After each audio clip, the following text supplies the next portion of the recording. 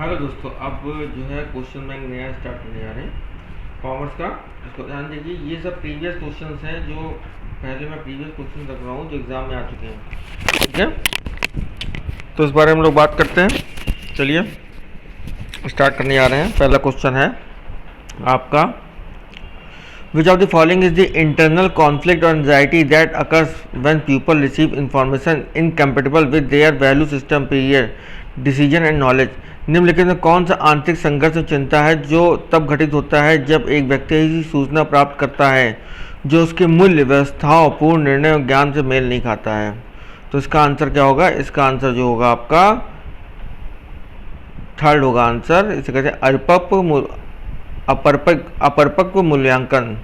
निम्नलिखित कौन सा आंतरिक संघर्ष और चिंता है जो तब घटित होता है जब एक व्यवस्था ऐसी सूचना प्राप्त करता है जो उसके मूल्य व्यवस्थाओं और पूर्ण निर्णय से एवं ज्ञान से मेल नहीं खाता है। इसे कहते हैं बोधगम्य असंगति। जहाँ देखिए निर्णय और ज्ञान से मेल नहीं खाता है तो वहाँ बोधगम्य असंगति मानी जाती है। ठीक है, निम्नलिखित में कौन सा कथन सही है? अगला क्वेश्चन देखते हैं, निम्नलिखित में कौन सा कथन सही नहीं है? नहीं की बात कर रहा है तो नहीं पे ध्यान दीजिए आप लोग। नहीं है। पहला, एक तरफा संदेश उन श्रोताओं के लिए अद्वितीय सिद्ध होते हैं जो प्रारंभ से ही संदेशक की स्थिति के प्रति झुकाव रखते हैं। ये बिल्कुल सही है। नेक्स्ट देखिए, दो तरफा उक्तियां उन श्रोताओं के लिए अद्वितीय होती हैं जो समान विचारधारा वाले होते हैं और विरोधी नहीं होते। Two sided arguments work best with audience who are similar and not oppose. तो दो तरफा युक्तियां उन श्रोताओं के लिए अत्युत्तम रहती हैं जो समान विचार वाले होते हैं। अगर समान विचार वाले जो हैं दो तरफा लोग हैं तो फिर तो विरोध होगा ही नहीं, फिर तो ऑडियंस को मज़ा ही नहीं आएगी। तो ये गलत है आपका, जो है आपका ये गलत है। ठीक है,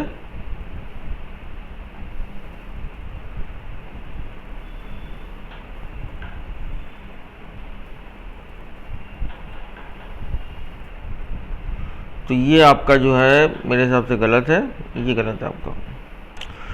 अब नेक्स्ट आइए, दो तरफा संदेश बेहतर शिक्षित श्रोताओं के लिए अधिक प्रभावी होते हैं। हाँ, तो ये हो सकता है।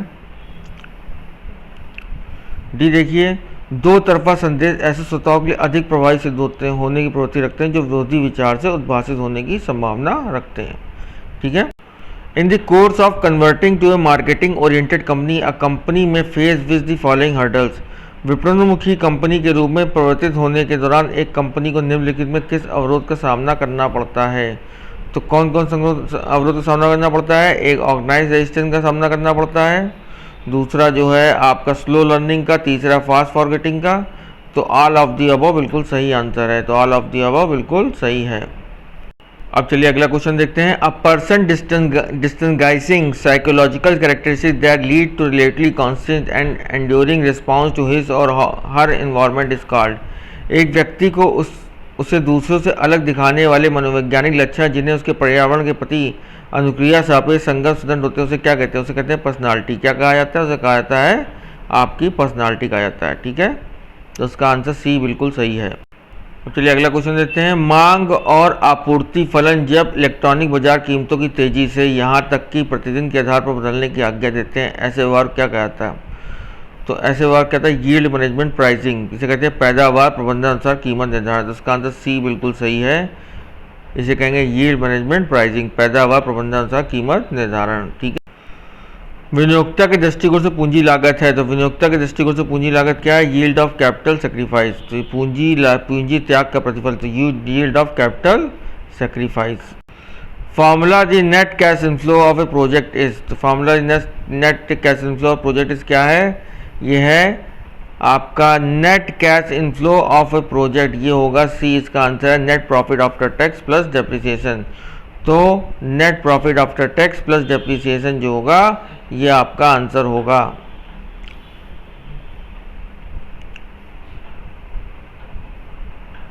अगला क्वेश्चन देखते हैं। Concentration banking is a method of. Concentration banking is method of क्या है? डिसेंट्रलाइज कलेक्शन है। इसका आंसर ए बिल्कुल सही है। तो क्या है? डिसेंट्रलाइज कलेक्शन बुलाता है concentration banking is a method of. ठीक है, तो देखिए एक नया क्वेश्चन आया, न्यूमेरिकल चल पढ़ते हैं। In case of capital is 10%, EPS earning per share ₹10, earning per share ₹10, internal rate of return 8% and retention ratio is 60%, then the value of equity share as the Gordon model value will be. ठीक है,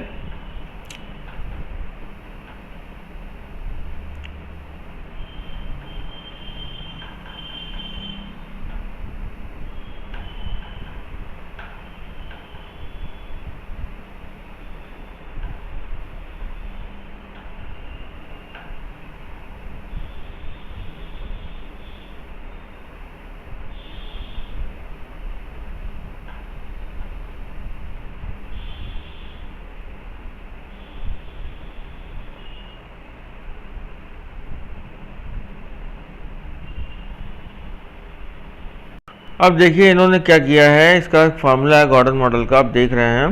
तो यहाँ पे जो है आपका EPS तो earning per share है, और बी का मतलब क्या है, बी का मतलब रिटेंशन अर्निंग मानेंगे हम लोग। क्या मानेंगे, इसको नोट करते आइए, रिटेंशन अर्निंग। तो रिटेंशन अर्निंग मानी जाएगी। अब जो है के का मतलब क्या है, के का मतलब आपका दिया है हमारे हिसाब से कॉस्ट ऑफ कैपिटल। तो के क्या है, के है आपका के क्या है, के आपका है, नोट कर लीजिए, के है आपका cost of capital, cost of capital. ठीक है, तो के आपका कॉस्ट ऑफ कैपिटल है, और जो है आर क्या है, आर जो है आपका, आर को नोट कर लीजिए, आई इंटरनल रेट ऑफ रिटर्न है, IRR internal rate of return. चलिए आगे इसके बाद देखते हैं। तो अर्निंग पर शेयर 1 माइनस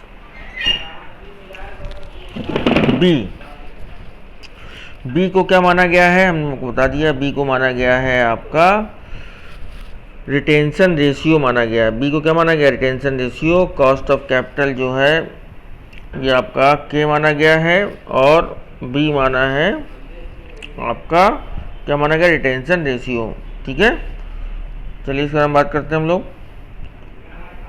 तो अब इस सामने रखते हैं, अर्निंग पर शेयर कितना दिया, 10 दिया है, 1 माइनस बी रिटेंशन रेशियो, और के दिया है कॉस्ट ऑफ कैपिटल, ये के दिया है कॉस्ट ऑफ कैपिटल, सॉरी, और बी आपको रिटेंशन जो है क्या दिया है, रिटेंशन रेशियो, और आर क्या दिया है, तो आर दिया है आपका इंटरनल रेट ऑफ रिटर्न। तो इसका फॉर्मूला अपने आप से ले सकते हैं, P equal to EPS 1 minus retention ratio upon cost of capital, cost of capital को मान लीजिए C minus retention ratio RR into जो आपका 8% दिया हुआ है internal rate of return IRR। ये फॉर्मूला तैयार कर लीजिए, इसके अकॉर्डिंग आप पुट कीजिए। Earning per share 1 minus retention ratio upon cost of capital minus RR retention ratio, ये जो है इसको बड़ा कर लिए थोड़ा सा, retention ratio into internal rate of return. ठीक है, तो इसके अकॉर्डिंग वैल्यू पुट करेंगे, आपका 77 आ जाएगा। ये नीचे दिया हुआ है, पूरा सोल्यूशन देख लीजिए इसका पॉज करके। क्वेश्चन देखते हैं, a firm with high operating leverage has, तो एक उच्च परिचालन उत्तोलक वाली फर्म कौन सी होती है, तो ये होती है high fixed cost in its production process, उत्पाद प्रक्रिया में स्थिर लागत अधिक होती है। तो एक उच्च परिचालन उत्तोलक वाली फर्म कौन सी होती है, तो हाई ऑपरेटिंग लीवरेज वाली फर्म कौन सी होती है, उत्पाद प्रक्रिया में स्थिर लागत अधिक होती है, मतलब इसकी फिक्स कॉस्ट जो होती है बहुत ज़्यादा होती है, फिक्स कॉस्ट की बहुत ज़्यादा होती है। तो इसका आंसर सी बिल्कुल सही है, सी में टिक लगाइए, सी बहुत सही आंसर है इसका। फिर देख लीजिए ऑपरेटिंग लीवरेज कब अधिक होगी, जब आपकी फिक्स कॉस्ट अधिक होगी। तो ऑपरेटिंग लीवरेज कब अधिक होगी, जब फिक्स कॉस्ट अधिक होगी। अच्छा क्वेश्चन आ गया, अगला question, identify the years in which different place phase bank nationalisation took place in India. उन वर्षों की पहचान कीजिए जिनमें भारत में बैंकों का राष्ट्रीयकरण के संबंध में विभिन्न चरणों का कार्य हुआ। तो विभिन्न चरण कौन कौन से? 1955, 1969, 1980। तो 1955 में राष्ट्रीयकरण हुआ, फिर 1969 में राष्ट्रीयकरण हुआ, फिर 1980 में राष्ट्रीयकरण हुआ। तो इसका आंसर जो है आपका 1955, 1969 और 1980। तो 1, 2, 3 ये इसके आंसर बिल्कुल सही हैं। तो 1955, 1969 और 1980। ठीक है। अब अगला क्वेश्चन आता है, बहुत बार एग्जाम पूछा जा चुका है। स्विफ्ट स्टैंड फॉर, स्विफ्ट का फुल फॉर्म क्या होता है? तो स्विफ्ट का फुल फॉर्म क्या होता है बताइए। तो स्विफ्ट का फुल फॉर्म होता है आपका society for world wide interbank financial telecommunication. ठीक है, इसको नोट कर लीजिए। Society for world wide interbank financial telecommunication. तो society for world wide, SWIFT का मतलब क्या है? स्विफ्ट कार नहीं है, स्विफ्ट यहाँ मतलब है society for world wide interbank financial telecommunication. ठीक है, society for world wide interbank financial telecommunication. Next आइए, ये बहुत अच्छा क्वेश्चन आया है। Select the technique of monetary control adopted by RBI from the following.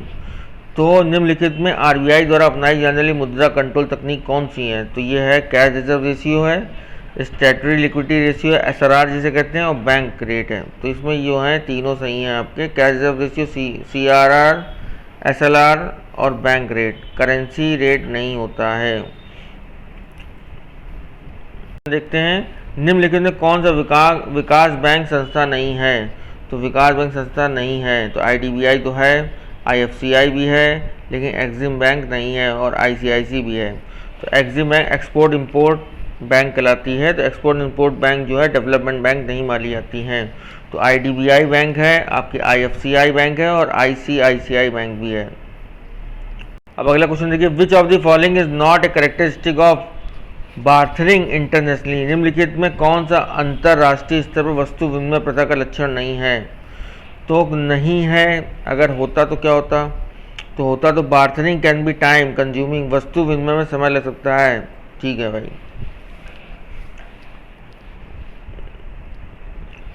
वस्तु विनिमय खर्चीला हो सकता है, ये भी सही है, अगर है की बात होती है। वस्तु विनिमय एक प्रकार निर्यात और आयात सेवा, ये नहीं है। वस्तु विनिमय कोई भी आयात और निर्यात सेवा नहीं है। वस्तु विनिमय जोखिम पूरक हो सकता है, ये भी सही है। मतलब अगर है की बात करें तो ये तीनों सही है, नहीं की बात करें तो सी गलत है। तो आपका आंसर क्या सही होगा? सी सही होगा। तो आप जो है सी पे टिक लगाएंगे। ठीक है, और पूछा है आइडेंटिफाई, अगला क्वेश्चन देखिए, identify the multinational corporation from the following. तो मल्टीनेशनल कंपनियां कौन कौन सी कहलाती हैं? Indian oil corporation limited, IOCL कहलाती है, स्टेट बैंक ऑफ इंडिया भी कहलाती है, टाटा स्टील भी कहलाती है, भारत पेट्रोलियम भी कहलाती है। लेकिन गेल जो है ये नहीं कहलाएगी, सेल जो है ये नहीं कहलाएंगे। अभी इनको जो है एमएनसी में आने में समय लगेगा, तो अभी एमएनसी कंपनियां ये नहीं हैं। ठीक है, तो आईओसीएल है, एसबीआई है, टाटा स्टील है, भारत पेट्रोलियम है, लेकिन गेल और सेल नहीं है। अब अगला क्वेश्चन देखते हैं, which of the following is example of an issue for which an agreement has not been made between 2 or more countries. निम्नलिखित में कौन सी एक ऐसी समस्या का उदाहरण है जिससे संबंधित 2 अथवा 2 से अधिक देशों के बीच कोई समझौता नहीं हुआ है? तो भैया हानिकारक उत्सर्जन पर प्रतिबंध करना, इनमें तो समझौता हुआ है, इनमें समझौता हुआ है। ठीक है, नेक्स्ट आइए, deep sea mining in non coastal of the ocean, महानगर को गैर तटीय क्षेत्रों में गहन सागर खनन, इसमें भी कोई समझौता नहीं हुआ है। तो ये आंसर बी आपका बिल्कुल सही होगा। नेक्स्ट आइए, लुप्त प्राय प्रजातियों को संचित रखना, हाँ इसमें समझौता हुआ है, लुप्त प्राय प्रजातियों को संचित रखना। निश्चित कीटनाशक दवाओं का प्रयोग पर लोग आना, डी भी बिल्कुल सही है। तो इसका ना सी इसलिए सही है क्योंकि नहीं पूछ रहा है। तो ए, सी और डी में समझौता हुआ है, लेकिन बी में अभी तक समझौता नहीं हुआ है।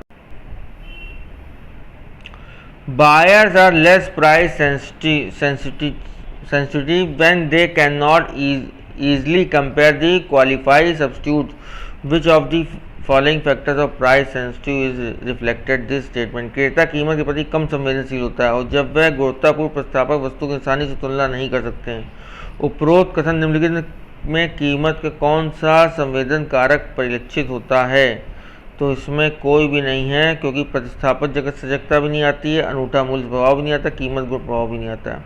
तो सब्स्टिट्यूट अवेयरनेस इफेक्ट भी नहीं आता है, यूनिक वैल्यू इफेक्ट भी नहीं आता है, प्राइस क्वालिटी इफेक्ट भी नहीं आता है। ठीक है, अगला क्वेश्चन देखिए। निर्णायक सहायक मॉडल जिसमें ऐसे विज्ञापन की सिफारिश है जो हाथ स्लाइस ऑफ लाइफ जैसे अपीलों के विपणन लक्ष्य, उत्पाद लक्षण, लक्षित बाजार में प्रतिस्पर्धात्मक स्थितियों के लिए प्रयोग करती हैं, उसे क्या कहते हैं? उसे कहते हैं एडकैट। एडकैट बुलाता है, उसे एडकैट बुलाता है। तो निर्णय सहायक मॉडल जिसमें ऐसे विज्ञापन की सिफारिश है जो हाथ स्लाइस ऑफ लाइफ जैसे अपीलों के विपणन लक्ष्य, उत्पाद लक्षण, लक्षित बाजार में प्रतिस्पर्धात्मक स्थितियों के लिए प्रयोग करती हैं, उसे क्या कहते हैं? उसका इंग्लिश पढ़ते हैं। The method of decision support where there is recommendation of the type of advertisement with humorous and slice of life kinds of appeal to use for given marketing goals and characteristic of product target market and competitive situation is known as, जिसे कहते हैं एडकैट। ठीक है, आज हम लोग इतने question रखते हैं, फिर अगला जो है आप क्वेश्चन बैंक हम अब जल्दी अपलोड करेंगे।